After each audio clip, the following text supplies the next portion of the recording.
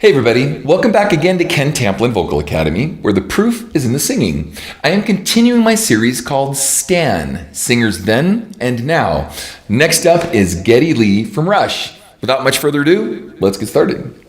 Mr. Geddy, here we go. This is Then.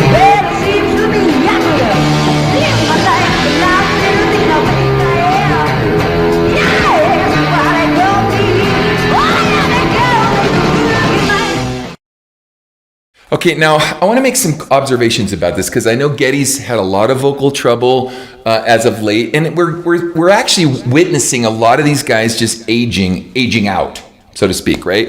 And is that necessary? Well, no, actually it's not. I mean, if he'd taken care of his voice over the years, knew how to take care of his voice, was willing to put in the time and discipline. Now, such a remarkable instrumentalist and singer and songwriter and everything else, you'd think with the disciplines of the instrumental side of someone that they would take care of this side of their instrument. But, you know, they just think that this is sort of a natural gift and it'll just continue to move on forever, and it doesn't. So it's just like practicing a guitar. If you don't practice, you get sloppy, you start losing parts, right? Well, that's what's happening here. So now I remember the 2112 days. I loved that album, Temples of Syrinx, all those things. And I remember just as a kid thinking I could never achieve that. And later in life, because I did apply myself, I do understand a lot about the voice. I'm a vocal coach, as you guys know. I was able to do that. So anyway, that was then. This is now. Check it out.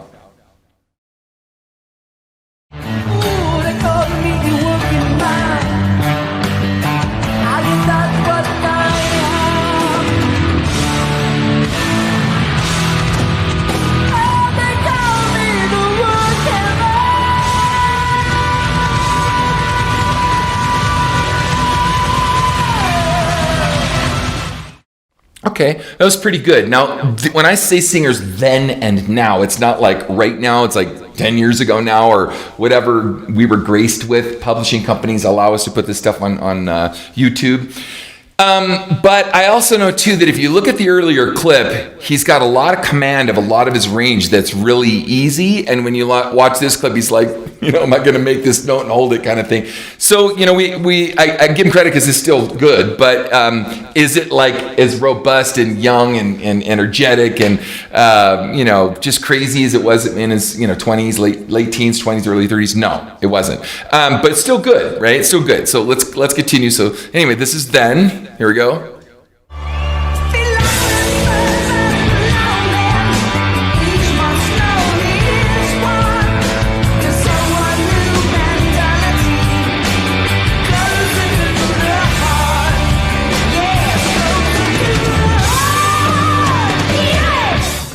See, I'm closer to the high. Like he's just really easy in getting into those spaces. So, okay, that was Then. This is Now. Let's check it out.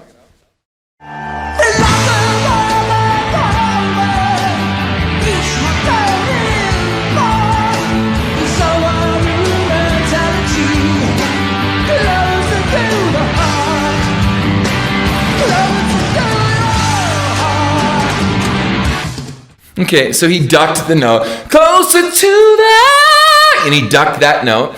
But okay, a lot of singers do that. Well, we're forgiven for that one. But the rest of it sounded the same to me. It sounded spot on, just the one note, right? So pretty good, man, pretty cool.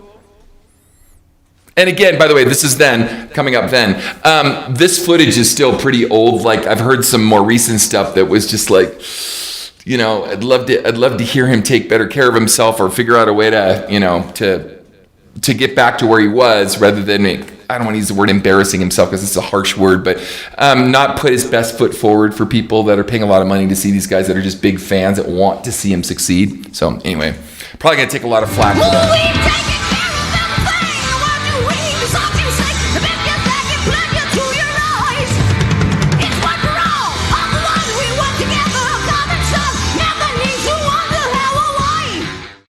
You know what's awesome about this? I remember when I was so young listening to this. Steve Marriott, too, back then, because it reminds me of that a little bit. Just so good. Oh, my gosh, so good. I just was so inspired by albums like that and singing I wasn't never going to sing that high that I thought of until later in life, but so good. All right, so that was Then. This is Now. Here we go.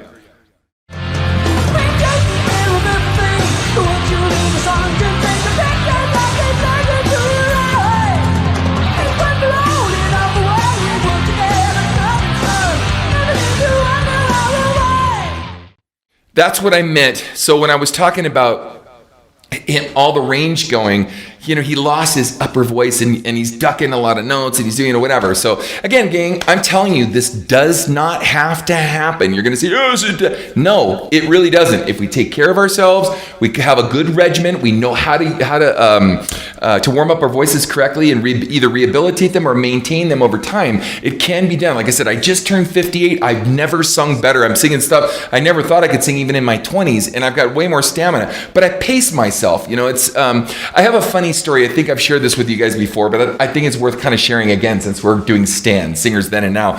And my sons played a lot of soccer, and I just remember seeing a lot of the old soccer dads that were way out of shape playing their 14, 15, 16-year-old sons, and you'd think the 15-year-olds would just clobber them. But it was interesting because most of these older dads, a lot of them were in the Hispanic community. We grew up in Southern California, so out in the Pomona leagues and out in Riverside and out in just northern cities. We'd go out there because the soccer was better. And it's funny because I'd be sitting, waiting for my son in soccer practice to end, and I'd watch these dads have these pickup games with their sons.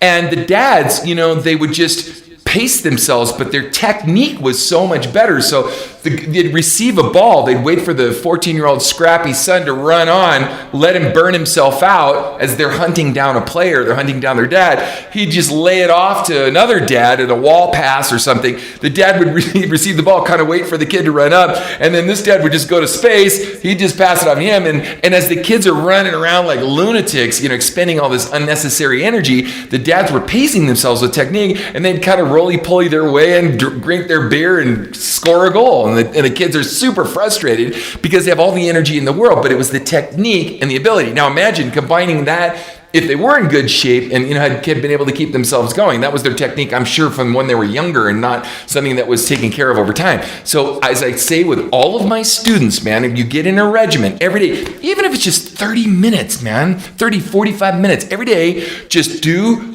some correct workouts. I have a singing course. I'm not here just to plug the course, but I will talk about it, called How to Sing Better Than Anyone Else. You can find it right here at Ken Tamplin Vocal Academy. But I've had a lot of people in their 40s, 50s, 60s, even 70s where they've said to me, Ken, I used to sing in my 20s. I know I'll never get back to that, but I just know that, I'd love to be able to just do a fraction of what I used to do. They start doing the course. They start warming up correctly, which they'd never done before, most of them.